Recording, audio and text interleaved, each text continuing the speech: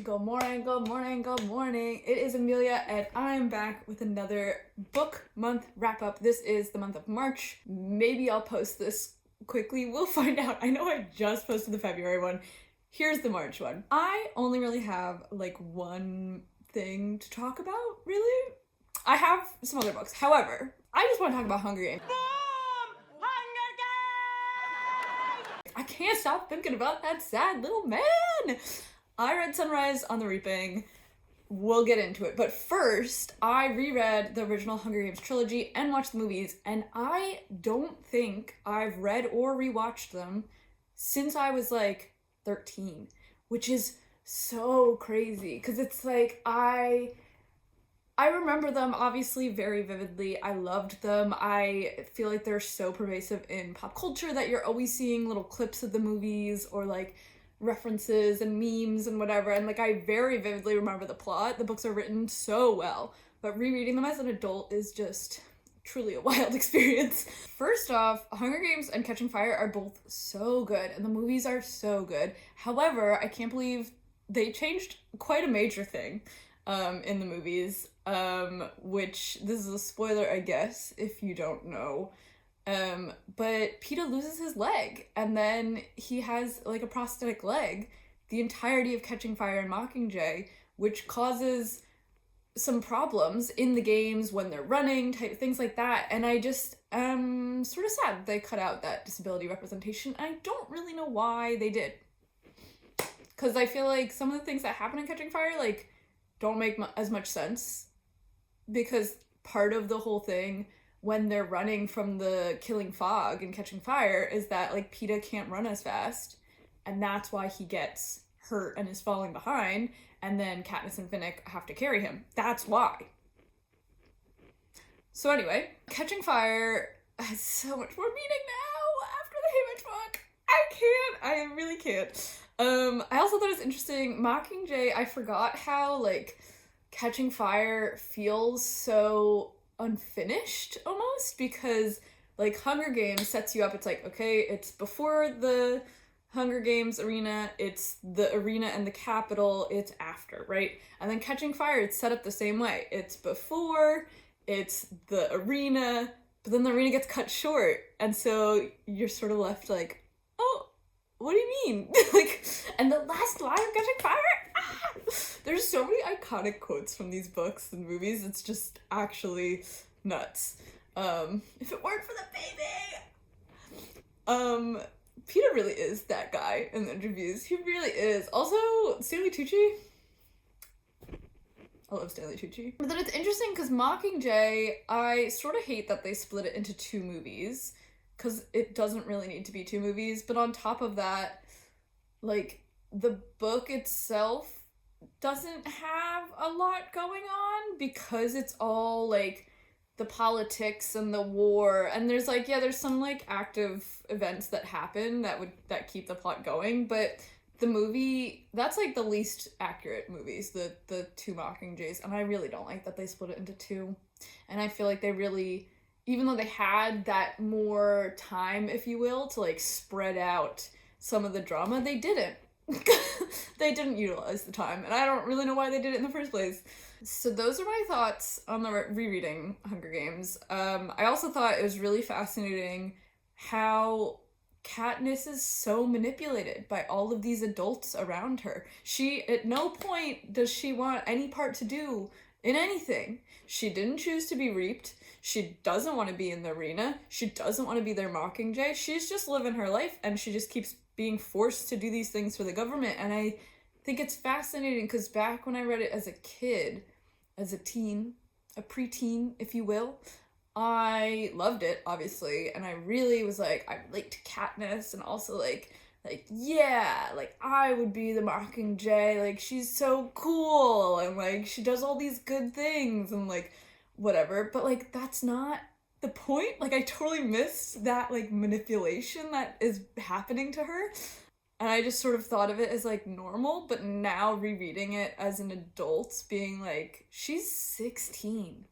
She's 16, and they're forcing her to be like the revolution, the face of the revolution. It's nuts. It's nuts. But let's get into Sunrise on the Reaping, because that's what I really want to talk about, and it's all I can freaking think about. So, if you didn't know, there's a new Hunger Games book. It just came out. It's called Sunrise on the Reaping. It is a prequel to the Hunger Games story, but it comes after Songbirds and Snakes book, right? So this is the 50th Hunger Games. It is a quarter quell, and it follows Haymitch. Because as you know, this isn't a spoiler, but Haymitch wins the Hunger Games, right? And that's why he is a mentor for Katniss and Peeta. Where do I even start? Jesus Christ, this book has so many. I'm gonna do a non-spoilery thing first, and then I'll start doing spoilers, and I'll tag it down below so you could see, you could skip ahead if you don't want the spoilers. First off, I have no words. The book was so good. I literally got to the bookstore at 8 a.m. when they opened. I read all freaking day, and I finished the book at midnight, and it was delicious. And it really brought me back. It reminded me of the OG trilogy. It was that good. I know there was a lot of flack, and people didn't love Ballad of Songbirds and Snakes. I liked it a lot, but people didn't love Songbirds and Snakes. And I feel like this is definitely more in line with the original trilogy, and I really, really liked it. And it's just, there's so many layers now that it's unlocked, and it's fascinating that this author, Suzanne Collins, she only writes when she has something to say, and every time, no misses. She really be hitting with those hard truths, and it's just, absolutely fascinating to me. And it's so relevant today, and it's so... Okay, so basically it follows Haymitch. He is in the 50th anniversary, or 50th Hunger Games, which is an anniversary year. It is a quarter quell, which means that there is double the amount of participants as usual. So instead of having one boy, one girl from each district, they have 2 boys and 2 girls from each district. So that's 4 from each district, totaling in 48 kids in the arena.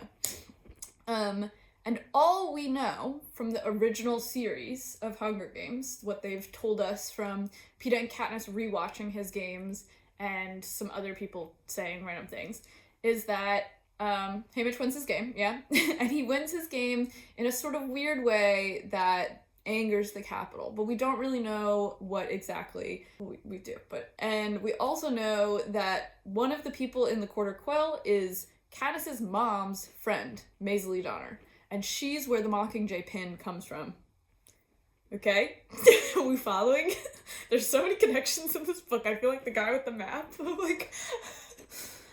only other thing we know about Haymitch's games is that when Katniss and Peeta were watching the video playback, they said that it was edited really weird and something weird happened.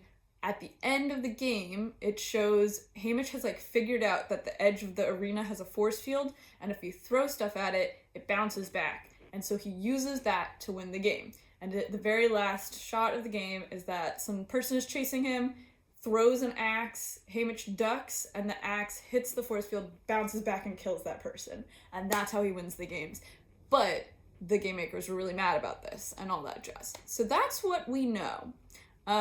I don't want to say literally anything else because I want you to experience it for yourself, but I will say there's so many name drops and cameos from other characters that basically every chapter had me what do you mean? Especially mainly the first 3 chapters is just truly a wild ride. So I hope you enjoy. I'm going to do spoilers now, so if you do not want to be spoiled, please skip this section. I will mark it down below in the little notes section, and it should have a little chapter thing down here somewhere. So you can just skip ahead to the next book I'm talking about. Alright, let's talk about it. I'm so excited, guys. I'm so excited. This book is crazy! It was so good. First off, just the first chapter alone, we're getting Haymitch. He says that he doesn't drink, but he helps make the alcohol. He would never touch it.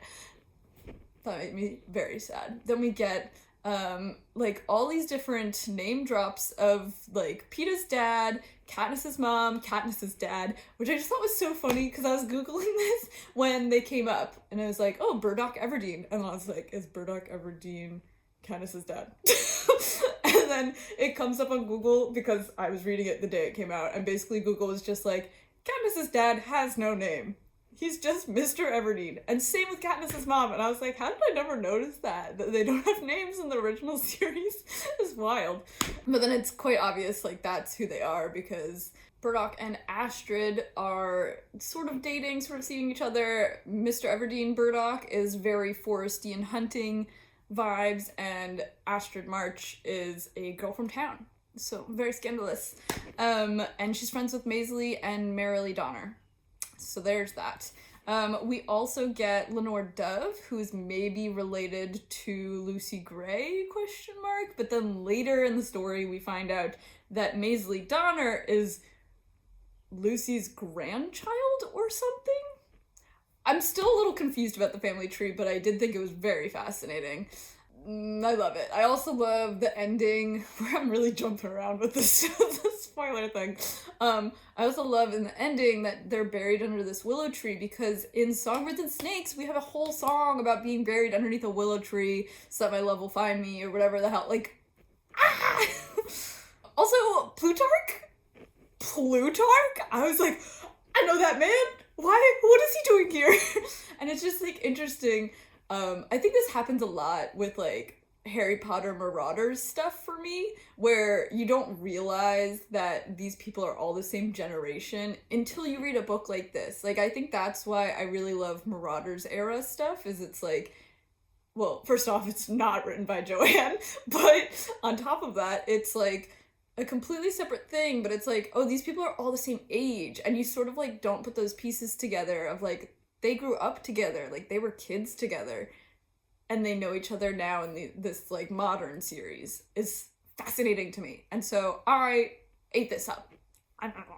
Plutarch Heavensbee, crazy backstory, because obviously in Catching Fire, you, like, sort of think he's evil, but then it turns out he's not, and he's been helping the revolution all along, but it's like, how did he get here? And now you realize all along, since he's, like, a 20-year-old, he's been a capital person trying to help the rebels, which is wild. It's so wild. I'm really, like, confused about his backstory, and also Effie's backstory, because what is going on with the trinkets, man? What is going on? I saw a theory on Instagram the other day that thinks that the trinkets were cannibals, but also rebel symbolizers. I don't know where they got that from, but that's wild. Peeta's dad is named Otho. That was cute. And then we get to the arena and the whole, oh my god, Luella dies. That's nuts. So he's already starting off not on a great foot. Like, Haymitch is not here to play. He wasn't supposed to be there in the first place. I think that's, it's so interesting. I keep seeing people talking about how, like, Lucy Gray, Katniss, and Haymitch were never meant to be in the Hunger Games in the first place, and that it's all rigged and blah, blah, blah. But I'm like, I don't know. It's fascinating. It certainly is fascinating.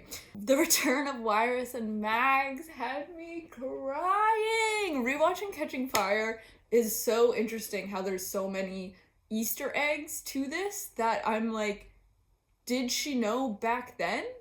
Why does Haymitch say that line in the movie, in the books? I think he says it as well, of like, Katniss is talking about, they're watching Mags volunteer for Annie, and Katniss is like, well, like, she's gonna die because she's old, and then Haymitch is like, well, Katniss, I just hope when she goes quickly. She's actually a wonderful lady. Like, did they know back then? Did they know that Mags was his mentor? It makes me so sad. All of Catching Fire is, it's so crazy. And to think that Katniss ends up choosing, like, all of these people that Haymitch originally worked with. BT, Wyrus, Mags, those are the 3 people that she wants to work with. Like, it's all coming together. I also think it's fascinating that Wyrus, like, just won the games right before Haymitch. I think that's interesting. I also loved that we now get more information about their games. Wyrus used the mirrors of the place. I thought that was fascinating. Also, BT had a kid. And they punished him by killing him in the arena. Like, will this book ever make me stop crying? Like, I'm gonna cry forever now. I want to reread it already. So maybe next month you'll see me rereading it. And the fact that there's like this weird dynamic with the stylist and the district person or whatever, that they're like married but they hate each other and they're like really weird. That was fascinating. And then Effie replaces them, which is also interesting because like, so she's originally a stylist, but then somehow she becomes the like announcer lady. And this explains like why her and Haymitch have like this weird dynamic. Like, interesting. I ate it up. And then Caesar Flickerman. So I was doing a lot of like math through this book, being like, how old is Snow? How old is Caesar Flickerman in this one? I'm like so confused. And if you're wondering, the answer is Snow is 48, I think. Caesar Flickerman's supposed to be in his 20s, I think. So by Hunger Games, he'll be in his 40s, maybe, question mark. Overall, I thought the book was spectacular. I don't have anything else to say. I can't believe they're already making a movie and it's coming out next November, November 2026. We're gonna see this in live HD big screen. I'm gonna lose my mind. I'm gonna cry every 5 seconds. And the fact that he raises geese. Oh. I will say though, okay, one other thought is that I didn't say this in the before bit because it is a massive spoiler, but we know from Catching Fire how the whole story ends. We already knew. A lot of people forgot. Y'all forgot. Because everyone's been gagged by the end of this book. I was not, because I just read Catching Fire, and I was like, okay, so the 3 things we know about Haymitch is that he utilized the force field with the axe, and that's how he won his game. He pissed off the government so bad that they kill his entire family. They say that in Catching Fire. So we know that this is how the book is going to end. So the whole time I'm just sitting there like, everyone he loves is gonna die. But how is it gonna happen? And that end scene in the meadow. Oh, the way it was like, and then there's this bag of little gummies. And I was like, oh no. Oh no. And then he puts it in her mouth. He killed her. That was rough. It was rough. It was really rough. And then the Maisley Donner was Katniss's mom's friend. Those are the 3 things that we know, basically. And it was a quarter quell. So I didn't say that before because I didn't want to spoil people, even though it's like technically not a spoiler, but we're moving on. I thought this book was great. I can't stop thinking about it. I will be rereading it, probably. Probably. Yep. They're also making a Hunger Games musical. I don't know if y'all have seen the news about that, but it's coming to the West End this fall. And it's gonna be like in the round. Like the theater is shaped like an arena, which I think is quite cool. I really don't know how it's going to go. I'm very curious to see. I think it'll be an okay show. Just from like the coolness of the tech and stunts they're gonna do alone, I think will be really interesting. And that's my thoughts as a theater kid, so I will be going to see that, especially because West End shows are like honestly pretty cheap compared to Broadway. So, and they're still really good. Let's move on because I have other books to talk about. So, as I previously said, I am going to Italy and I have started reading some Italian books set in Italy. Not in Italian. I do speak a little bit of Italian. However, I cannot read in Italian very well. So I did not read books in Italian, but I am reading the famously Italian series, the Dan Brown series. First off, I've been watching the movies as well as reading them. There's 4 in the main series. It is in this order: Angels and Demons, Da Vinci Code, Lost Symbol, Inferno, right? However, when they released the movies, they did Da Vinci Code, Angels and Demons, Inferno, and they never made Lost Symbol. All of these books are basically standalone. They sort of tie together, but not really. It's just the same main guy, Robert Langdon. And it's just sort of fascinating to me because they're part of that era of like professor, action hero, solves a mystery, just like National Treasure, like Indiana Jones vibes, you know?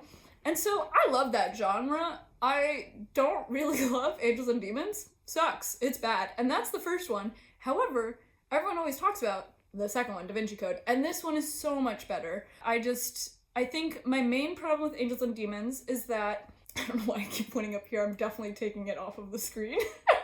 My main problem with Angels and Demons is that, yes, he's a professor and he knows all this stuff, but he is not an action hero, and at no point does it make sense that he's an action hero. Where, like, someone like Indiana Jones, it makes sense that he's an action hero because he already has a whip and he knows how to use it, and like he has this whole like, it makes sense that he is an action hero. Like, yeah, it makes sense. It's Harrison Ford. Tom Hanks plays Robert Langdon in the movies, and Tom Hanks is great actor, but not as athletic as Harrison Ford, and like doesn't make sense. Like, he's a professor.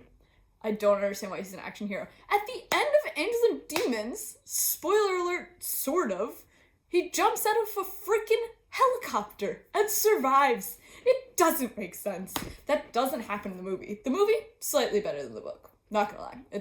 They sort of fixed it. But my other problem with the book was that he like does everything almost by himself, and he's just like randomly making these connections to solve the whole thing. And he never actually succeeds. Like, all 4 of the little sacrifice people die in the books. In the movie, they don't. And in the movie, they, like, get to the sacrifice right as it's happening, and they're trying to save it, but they just don't succeed. And that's what the book's missing. But I also think the book is missing, like, a team. Like, when you think about National Treasure, it's not just Nicolas Cage. He also has his, like, little team of people that are helping him out in the van or whatever. Or he, like, can bounce ideas off of. Same with Indiana Jones. Like, it's not just him. Like, he's got his, like, sidekick lady. In this one, there's the lady that he, like, sort of works with.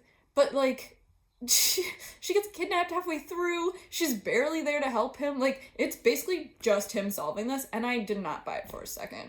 I really didn't. It's also very outdated in its multiple things. However, Da Vinci Code, miles better. He already has this little team. He's got this lady that he's bouncing ideas off of. They're solving the puzzle. The puzzle's like really intricate, but it's not action based. It's like the action is a car chase or like outsmarting somebody who's holding a gun at you. That makes sense for a professor. I see that. I get it. But anyway, in case you were wondering, Angels and Demons set in Rome. Da Vinci Code is set in Paris, London, Scotland, yeah. This one is set in DC, I haven't read it yet, and that one is set in Venice and Florence, I think, which I also haven't read, but I'm planning on reading next week. So that's my thoughts on Angels and Demons. I also read A Sea of Unspoken Things. This is my first DNF for the year. I just really couldn't get into it. I really liked Adrienne Young's other like young adult series that's sort of like a piratey, adventure-y book. She has a bunch of standalone books that I think are all adult fiction or fantasy, and they all seem like they have something to do with water. And I love a water book. I love oceans, I love pirates, like I love that whole little genre, and that's what I was expecting. So I was like, oh, let me just pick up the new one that just came out. It's called A Sea of Unspoken Things, and it features like a lake on the cover or something. At no point are we in water. It's set in a forest in like Vancouver or something, and it's so boring. The concept is that the main character is a twin, and for some reason her name is James, but whatever. She's a twin, and her brother twin got shot in the chest and died in the middle of a forest. And she knows this because she has twin powers, which I sort of hate. And so she could feel the moment that he died. She like felt the bullet enter his/her chest, and then she could see the forest around her, and she knew that he died. And so she has this like weird connection with him. And even though he's died, she still has like a connection with like his spirit that's like lingering, I guess. It was just really weird, to be quite honest. And I just didn't buy it for a second. And the whole concept is that she's now gone back to, she moved to San Francisco or something like that. And she's this big shot artist, really successful. And she hasn't seen her brother in 20 years and hasn't been home in 20 years. And now he dies, and she decides to go home to like sort out his things and like finish up his work and whatever. But like she's sort of trying to solve the murder, but not really. But like there's no plausible way in my mind that she could solve the murder unless it's like the ghost of her brother appears and is like, he did it! And I think that's stupid. So I gave up. I don't often DNF books. I'm very much a, oh, but what if it gets better on the last page? And then it never does. But life's too short, so I did actually DNF this book. I don't know, I might pick it up again eventually, but at the same time, the writing wasn't that interesting, and I just really couldn't get into the plot. I just really wasn't here for it. So that's all I got for you today. I did watch a bunch of movies, but I watched a bunch of like reruns or repeats that I've seen already, like from childhood, so I will not be talking about them. But if you would like to see, you could go follow me on Letterboxd. I will leave my link down below. I love ranking movies and books, man. I love doing it. Anyway, next month I am planning on reading The Lost Symbol and Inferno to finish off my Da Vinci Code read and also watch the movies. I am also currently reading Parable of a Sower or Sower. I don't know how to say this word. I feel like I keep hearing people saying it different ways. I've heard Parable of a Sower, but I feel like it's Parable of a Sower, like sowing and reaping.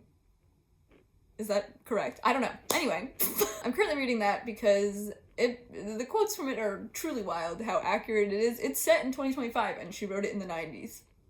It do be wild. I will be reading Everything is Tuberculosis by John Green, which just came out this past month, March 18th, but I have not been able to get my hands on it quite yet, so I'm going to read it this upcoming month. I'm hoping to read A Room with a View because I'm going to Italy, Secret Garden because I've actually never read it before, and everyone always tells me I would like it. Fahrenheit 451, the Captive Prince series. I know I've talked about this in like the past 3 videos, but I think this is the month it's finally going to happen.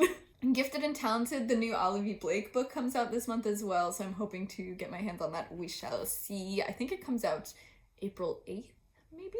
I am trying to get my hands on the 1984 audiobook read by Andrew Garfield, but I'm not quite sure if I will be able to because it's on Audible only, and I don't have Audible, but we shall see. That's my goals for the month. Let me know if you guys loved Sunrise on the Reaping. I need to talk about it with someone, please. Please talk to me. And also what other books you guys are reading. Thank you guys for watching. Bye!